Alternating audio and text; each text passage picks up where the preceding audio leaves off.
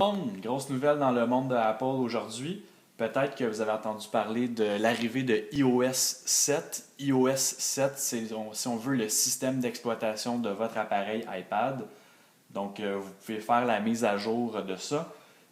Donc, si vous regardez l'écran de mon appareil, vous allez voir que c'est dans un style nouveau. Certains diront que ça ressemble un peu à ce que fait Windows, donc la compétition. Donc, dans un style un peu plus épuré, là, comme certains pourraient l'observer. Donc, pour faire votre mise à jour, donc, vous allez dans Réglages, et là, vous vous trouvez dans Général, et vous appuyez sur Mise à jour logiciel, et là, vous pourrez faire votre mise à jour en appuyant sur Télécharger et installer. Donc, pour mon iPad, donc la mise à jour a été faite. Ensuite de ça, donc des petites nouveautés, puis en même temps quelques petits trucs. Si vous voulez fermer des applications parce que vous trouvez qu'il y en a trop qui sont ouvertes sur votre appareil, vous cliquez 2 fois.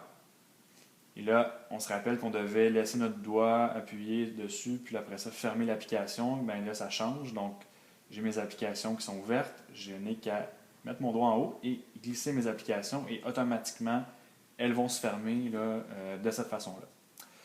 Dernière chose, donc si vous voulez activer votre Apple TV, donc projeter votre écran sur Apple TV, on se rappelle que c'était avec les 4 doigts, on allait vers le haut. Et bien là, ça a changé. C'est un seul doigt. Comme ça, je vais vers le haut et j'appuie sur AirPlay. Et là, je vais sélectionner le Apple TV de la salle dans laquelle je me trouve. On se rappelle qu'on doit entrer le mot de passe qui a été donné, là, qui fonctionne pour chacun des locaux. Et on n'oublie pas d'activer Recopie vidéo pour que le tout soit projeté. Et voilà, merci.